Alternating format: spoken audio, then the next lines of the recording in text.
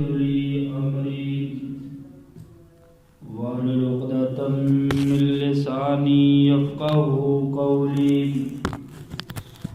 رب زدني علما رب زدني علما.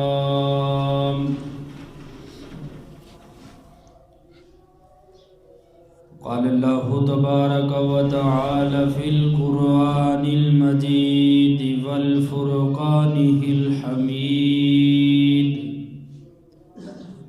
أعوذ بالله من الشيطان الرجيم. بسم الله الرحمن الرحيم. وامتازوا اليوم أيها المجرمون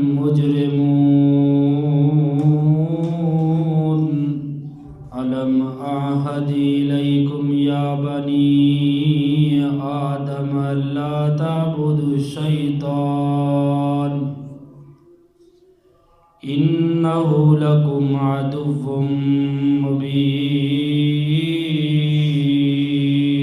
مبين وأن اعبدوني هذا صراط مستقيم. ہر قسم کی حمد و ثنا اللہ وحدہ لا شریک کی ذات گرامی پر، درود و سلام بے شمار لا تعداد بے حد و حساب امام الانبیاء حبیب کبریاء حضرت محمد مصطفیٰ صلی اللہ علیہ وآلہ وسلم کی ذات گرامی پر. سورہ یاسین کی 3 آیات میں نے آپ کے سامنے تلاوت فرمائی ہے.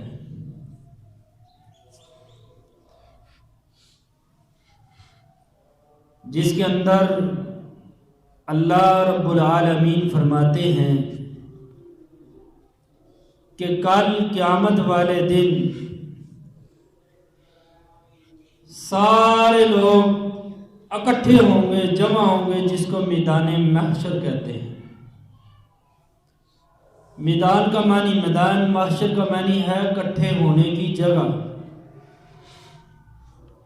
دنیا کے معاملات کے اندر ہم دیکھتے ہیں بھی فلاں آدمی نے فلاں برا کام کیا ہے، عدالت لگتی ہے، وکیل ہوتے ہیں، فیصلے ہوتے ہیں، سالوں کے سال، مہینوں کے مہینے، صدیوں کی صدیاں گزر جاتی ہیں.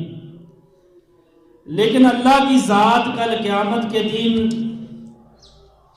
کوئی وکیل یا کوئی دعویٰ کرنے والا یا دعوے کے اوپر کوئی دعویٰ کرنے والا پیش نہیں فرمائیں گے، بلکہ اللہ کی طرف سے حکم ہوگا: وَامْتَازُوا الْيَوْمَ أَيُّهَا الْمُجْرِمُونَ. اے مجرم لوگوں، خود بخود نیک لوگوں سے نکل کر علیحدہ صف کے اندر کھڑے ہو جاؤ. بد پھر زنا کرنے والے علیحدہ گروہ کھڑا ہوگا، انہی مومنوں میں سے نکل کر چوری کرنے والے الگ کھڑے ہوں گے، انہی لوگوں میں غیبت اور چغلیاں کرنے والے، فحاشی، بے حیائی، گانے ڈرامے سننے اور دیکھنے والے، ساری زندگی اپنی منمانی کی زندگیاں گزارنے والے مجرم کی شکل کے اندر اللہ کے اذن اور حکم سے مومنوں کی صفوں سے نکل کر علیحدہ علیحدہ گروہوں کے اندر کھڑے ہو جائیں گے. اللہ اکبر کبیرہ. عزیز بھائیوں، اگر ہم اپنی اصلاح چاہتے ہیں، میری اور تیری اصلاح کے لیے یہی کافی ہے کہ کہیں کل اللہ کا حکم ہو اور میں یہ نہ ہو کہ میں اللہ کے مجرموں کے اندر کھڑا ہو کے جہنم کے اندر داخل ہونا پڑے. اور اللہ فرماتے ہیں: أَلَمْ أَعْهَدْ إِلَيْكُمْ يَا بَنِي آدَمَ أَلَّا تَعْبُدُوا الشَّيْطَانَ. کیا تم نے مجھ سے وعدہ نہیں کیا تھا؟ تمہارا اور میرا ایک معاہدہ ہوا تھا. جب ہم لا الہ الا اللہ پڑھتے ہیں تو اللہ سے عہد اور وعدہ ہوتا ہے جو اللہ ہمیں کل قیامت کے دن یاد کروائیں گے. الم اعہد الیکم، اے میرے بندے تیرا اور میرا معاہدہ ہوا تھا کس چیز کے اوپر؟ اللہ تعبدوا الشیطان، کہ اللہ لا الہ الا اللہ پڑھ لیا ہے، اب اس پڑھنے کے بعد میں شیطان کی عبادت نہیں کروں گا. کیوں نہیں اس کی عبادت کرنی تھی؟ انہ لکم عدو مبین، کیونکہ وہ تمہارا کھلم کھلا دشمن ہے. آئیے عزیز بھائیو، رب سے ہمارا معاہدہ ہے. رب نے ہمیں قرآن اور حدیث کے ذریعے اس کے فقر و مریب کے ساتھ جو اس کے فریب ہیں ان کو واضح کیا ہے. شیطان انسان کو برائی کی طرف دھکیلتا ہے، اچھائی سے روکتا ہے. اس کے سارے مکر و فریب اللہ نے ہمارے سامنے کھول کھول کے بیان کیے اور بتایا ہے عدو دشمن ہے، مبین واضح کھلم کھلا تمہارا دشمن. اور ساتھ ہی فرمایا وَأَنِ اعْبُدُونِي، شیطان تمہیں پھسلائے گا، گمراہ کرے گا. قرآن کے دوسرے مقام پہ ہے شیطان کہتا ہے میں تیرے بندوں کے رستوں کے اندر بیٹھ کر ان کو گمراہ کروں گا. لیکن رب نے کہا جن کو تو گمراہ کرے گا کر لے گا الا عبادک منہم المخلصین، انہی بندوں میں سے میرے ساتھ محبت کرنے والے مخلص انسان بھی ہیں، جن کو تو جس طرح مرضی ورگلا لے وہ تیرے قابو کے اندر نہیں آئیں گے، تیرے شکنجے کے اندر نہیں آئیں گے. اور اللہ کہتے ہیں وَأَنِ اعْبُدُونِي، شیطان تمہیں بہلائے گا، نیکی سے دور کرے گا، برائی کی طرف مائل کرے گا. لیکن أَنِ اعْبُدُونِي، اپنے عہد کے مطابق تم نے میری ہی عبادت کرنی. اور فرمایا ھذا صراط مستقیم، اور جو میری عبادت کرے گا وہ ہی سیدھے راستے کے اوپر ہوگا. آج آپ جس مرضی انسان کو چھیڑ لیں، میں تو حق پہ ہوں، میں نے تو اللہ کے رسول کا کلمہ پڑھا ہے، میں تو جناب دل و جان سے بڑھ کے اللہ کے رسول سے محبت کا عشق کرتا ہوں. دعوے نعرے باتیں آپ سنیں گے، آپ کہیں گے اس سے بڑا مومن نہیں ہے، اس سے بڑا متقی نہیں ہے.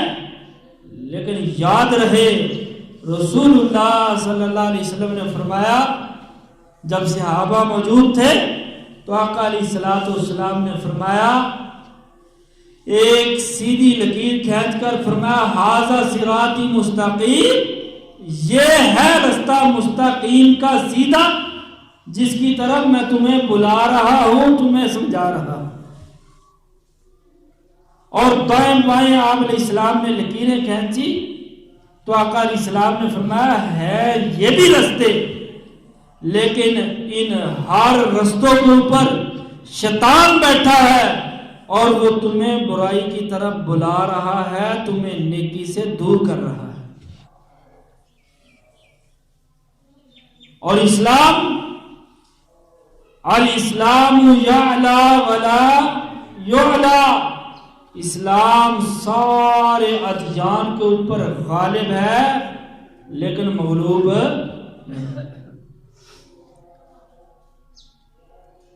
اسلام سارے دینوں کے اوپر ہیوی ہے. اگر آج مسلمان ذلیل و رسوا ہو رہا ہے، آج مسلمان تباہی اور بربادی کی طرف دھکیلا جا رہا ہے، تو اس کی مین بنیاد یہ ہے کہ جس راستے کے اوپر رسول اللہ صلی اللہ علیہ وسلم نے ہمیں کھڑا کیا تھا ہمیں چلایا تھا، اس راستے کو ہم نے ترک کر دیا ہے، چھوڑ دیا ہے، جس کی وجہ سے آج مسلمان سے دل و خوار ہو رہے ہیں۔ ورنہ 313 تھے، 1000 کے اوپر غالب آئے۔ حالانکہ 313 کے پاس نہ مکمل لڑنے کا ساز و سامان تھا، نہ حفاظت کے لیے مکمل ڈالیں تھی ان کے پاس،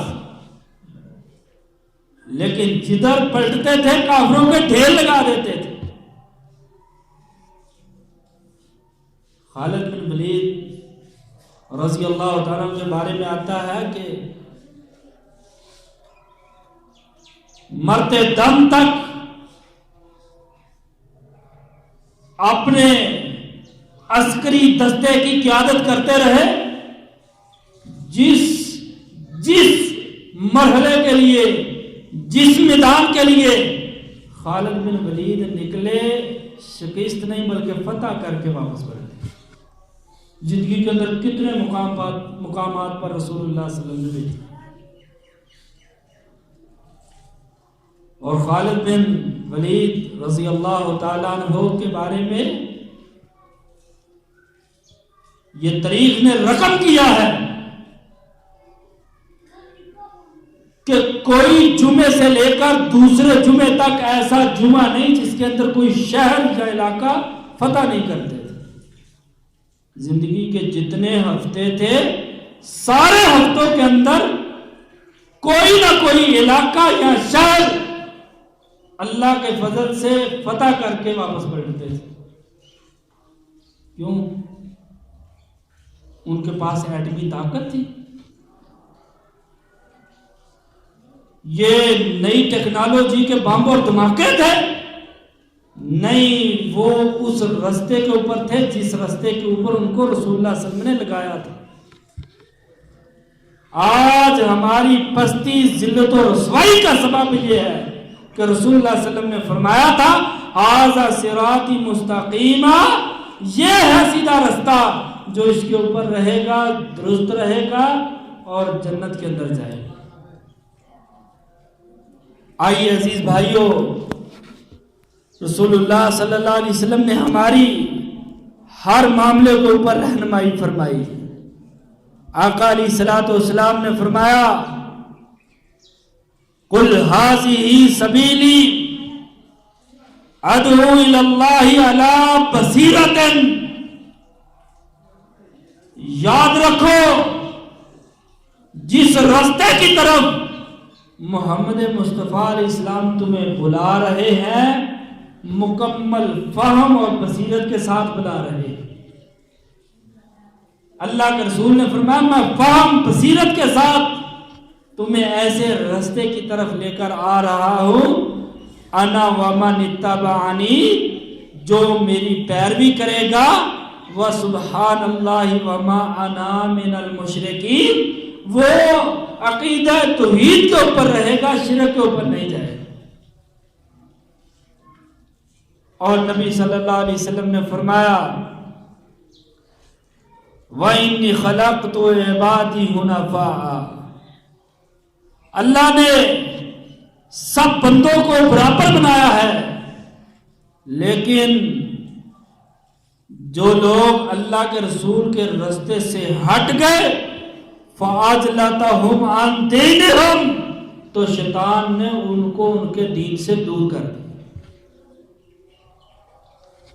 اور نبی صلی اللہ علیہ وسلم نے فرمایا أَفَمَنْ يَمْشِي مُكِبًّا عَلَى وَجْهِهِ أَهْدَى أَمَّنْ يَمْشِي سَوِيًّا عَلَى صِرَاطٍ مُسْتَقِيمٍ، اے لوگو رائے ہدایت کی طرف آ جاؤ، سیدھے راستے کی طرف آ جاؤ، ورنہ آقا علیہ السلام نے ایسے انداز کے اندر اپنے بھائیوں کی، اپنے اصحاب کی تربیت کی۔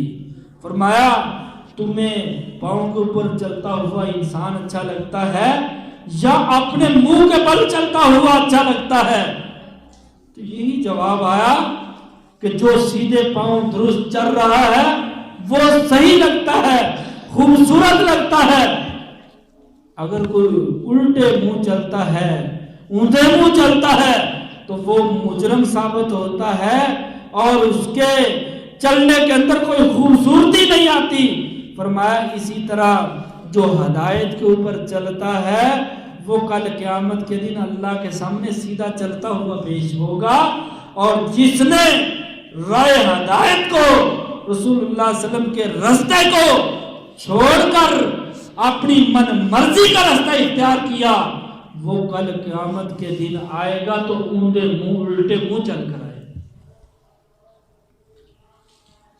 کسی نے سوال کیا اللہ کے رسول کیسے چلیں گے؟ کل قیامت کے دن مجرم، بے حیا، بے نماز، دین سے دور، صحیح راستے سے بھٹکے ہوئے کیسے اپنے پاؤں کو چھوڑ کر اپنے منہ کے بل چلیں گے؟ رسول اللہ صلی اللہ علیہ وسلم نے فرمایا جو رب سیدھا چلنا سکھلا سکتا ہے وہ کل قیامت کے دن الٹے منہ چلنے کے اوپر بھی مجبور کر سکتا ہے۔ اللہ اکبر کبیرہ۔ ہم نماز کے اندر پڑھتے ہیں، نبی صلی اللہ علیہ وسلم نے فرمایا قسمت الصلاۃ بینی و بین عبدی نصفین وَلِعَبْدِ مَا سَعَالَ۔ آقا علیہ السلام نے فرمایا سورہ فاتحہ کو اللہ نے بندے اور اپنے درمیان تقسیم کر دیا ہے۔ اللہ تعالیٰ نے سورہ فاتحہ کو اپنے اور اپنے بندوں کے درمیان تقسیم کر دیا ہے۔ اب افسوس ہے مسلمانوں کے اوپر، رسول اللہ صلی اللہ علیہ وسلم نے فرمایا یہ سورہ فاتحہ قرآن کی ماں ہے، قرآن کی ماں ہے، اور نبی علیہ السلام نے فرمایا لا صلاۃ لمن لم یقرأ بفاتحۃ الکتاب، اور دکان بند کر کے آنے والے، کاروبار بند کر کے آنے والے، رب کی رضا کے لیے چل کر مسجد میں آنے والے، تیری اس وقت تک نماز نہیں ہوگی جب تک تو قیام کے اندر سورہ فاتحہ نہیں پڑھے گا۔ اور افسوس اور تعجب کی بات ہے ان ظالم مولویوں اور مفتیوں کے اوپر جنہوں نے اتنی عظیم سورت کو لوگوں کے منہ سے کھینچ لیا۔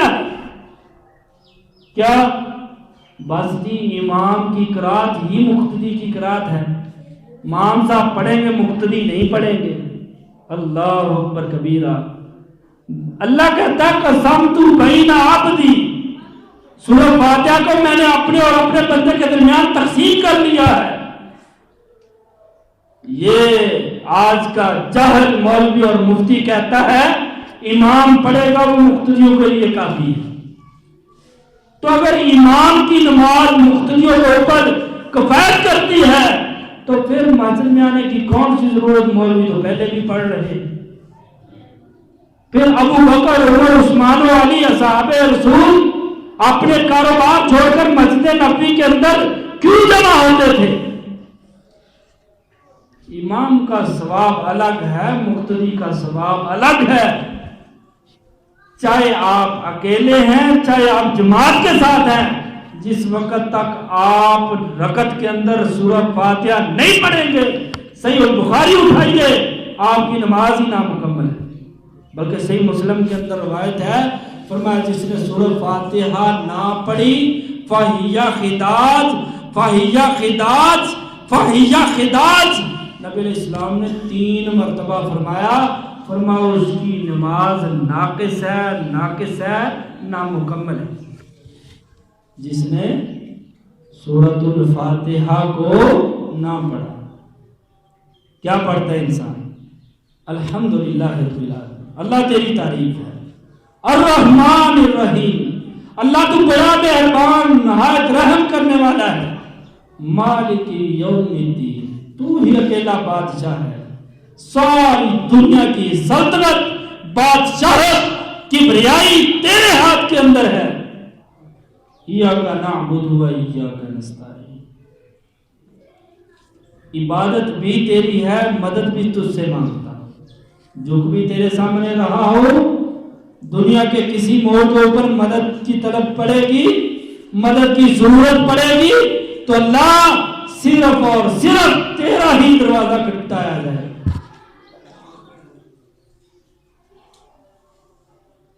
حضرت علی رضی اللہ عنہ کا بڑا مقام ہے, بڑا مرتبہ ہے. حضرت حسن حسین کا بڑا مقام و مرتبہ ہے.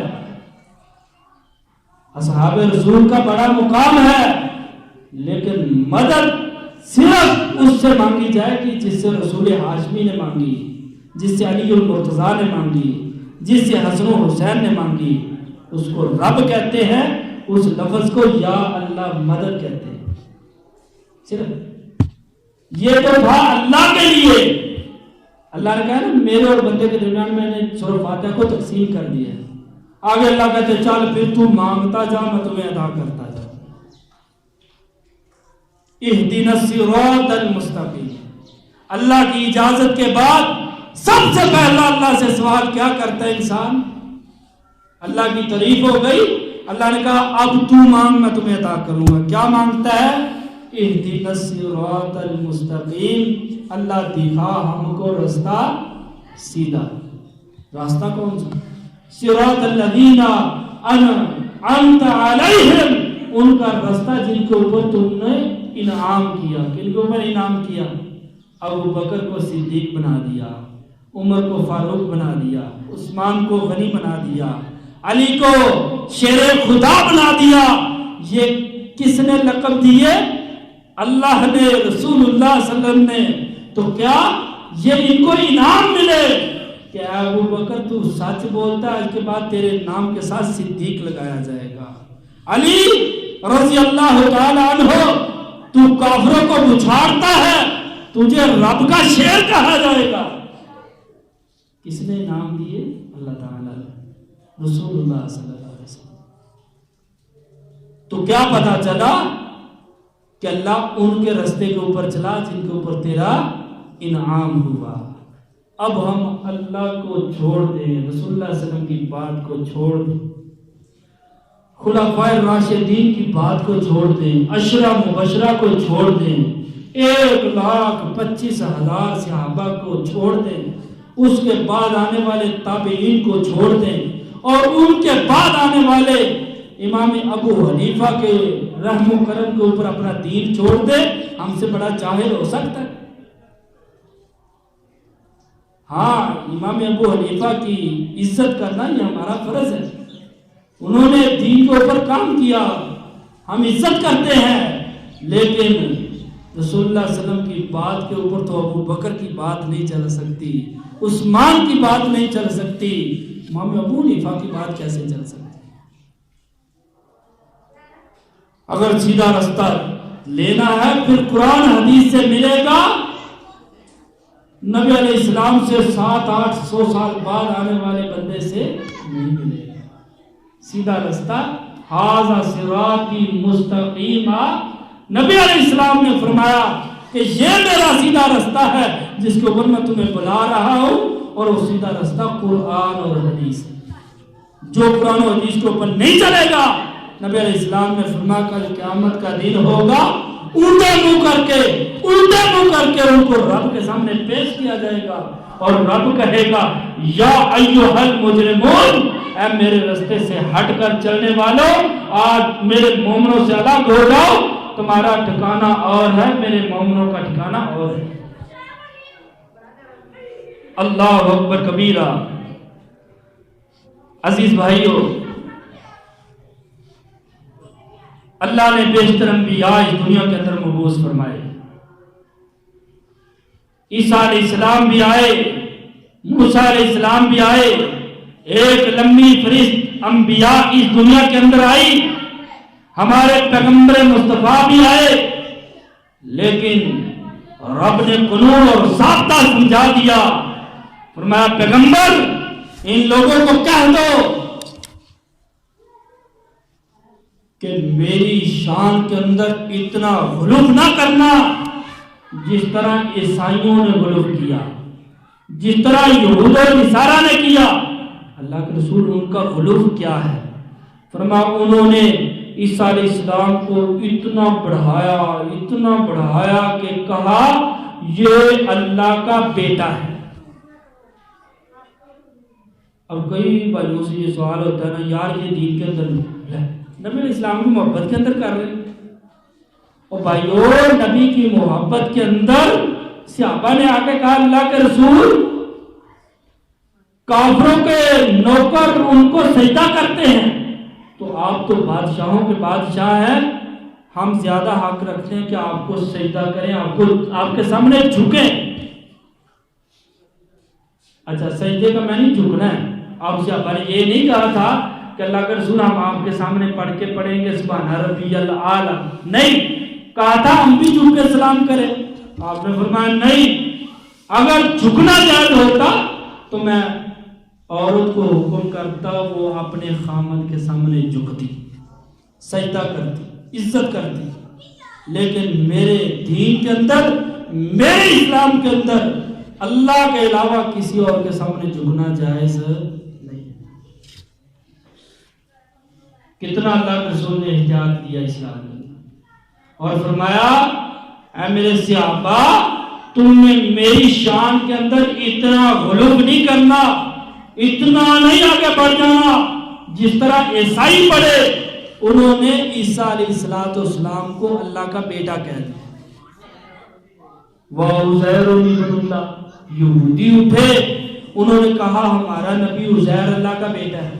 فرمایا اصل میں تو وہ نبی کی ذات کے اندر برتری کر رہے تھے, شان بیان کر رہے تھے, لیکن رب نے ان کے دلوں کے اندر, دلوں کے اوپر شرک کی مہر لگا کے ان کو جہنمی قرار دے دیا.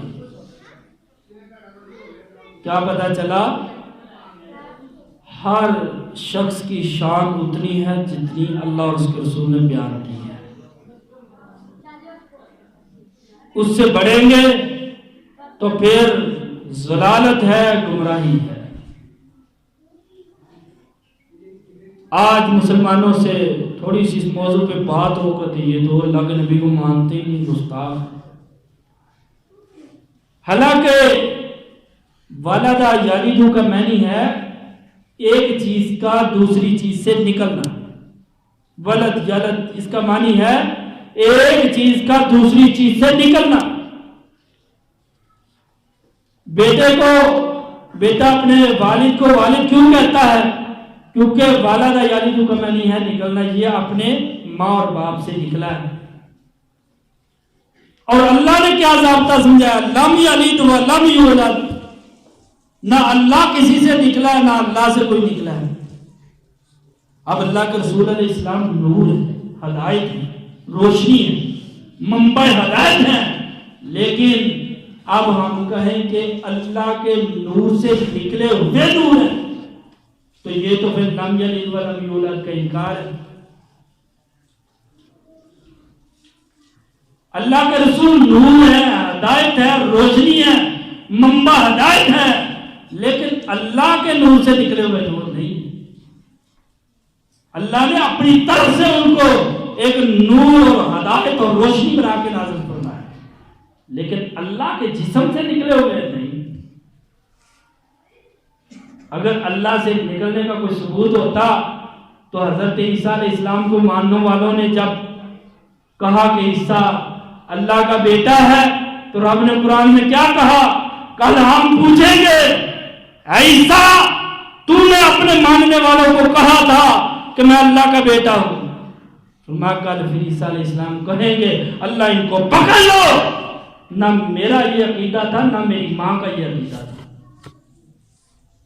عیسیٰ علیہ السلام کل قیامت کے دن جنہوں نے کہا ہے کہ عیسیٰ علیہ السلام اللہ کے بیٹے ہیں, کل خود اللہ سے اللہ ان کو پکڑ لو, تو پاک ذات تھی, نہ میری ماں کا یہ عقیدہ تھا نہ میرا یہ عقیدہ تھا, انہوں نے میری شان کے اندر غلو کیا, اللہ ان کو پکڑ لو.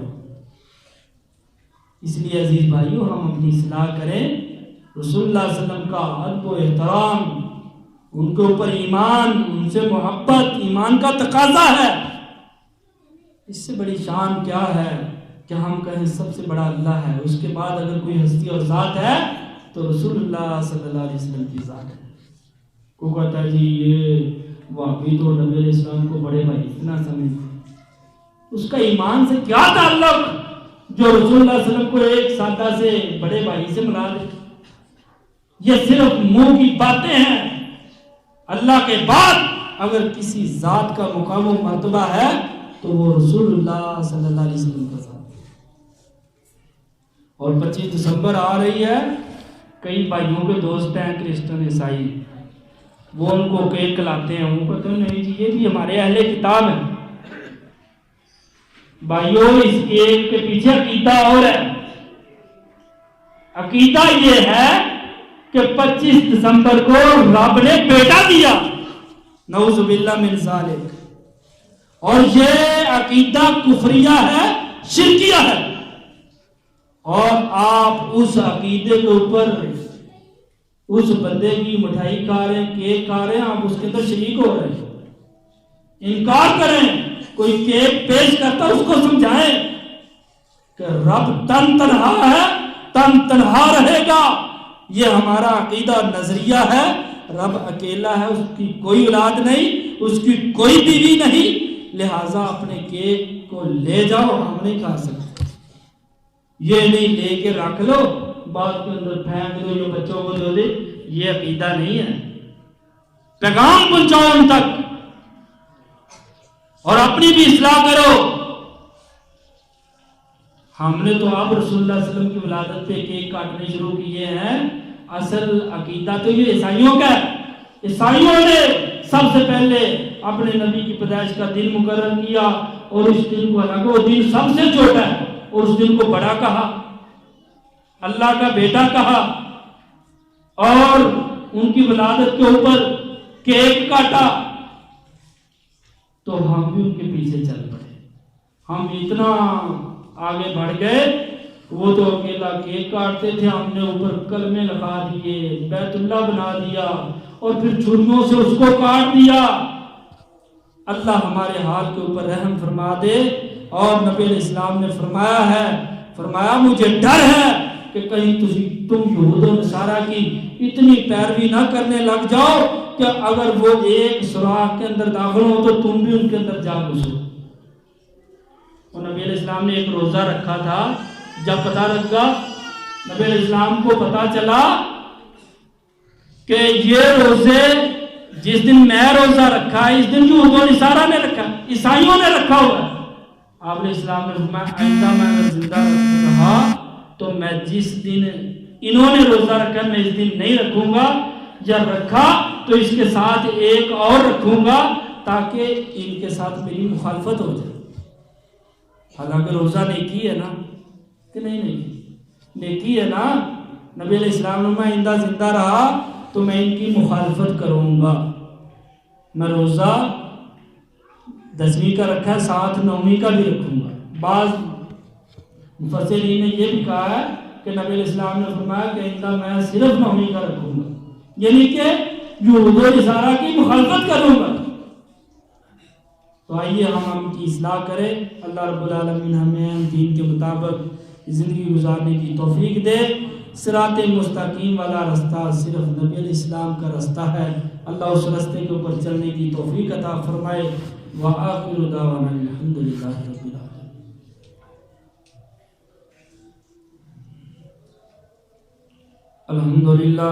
الحمدللہ وحدہ والصلاة والسلام علی اشرف الانبیاء والمرسلین. اللهم صل على محمد وعلى آل محمد كما صليت على إبراهيم وعلى آل إبراهيم إنك حميد مجيد. اللهم بارك على محمد وعلى آل محمد كما باركت على إبراهيم وعلى آل إبراهيم إنك حميد مجيد. يا أيها الذين آمنوا اتقوا الله حق تقاته ولا تموتن إلا وأنتم مسلمون. يا أيها الذين آمنوا اتقوا الله وقولوا قولا سديدا يصلح لكم أعمالكم ويغفر لكم ذنوبكم ومن يطع الله ورسوله فقد فاز فوزا عظيما. سبحان ربك رب العزة عما يصفون والسلام على المرسلين والحمد لله رب العالمين.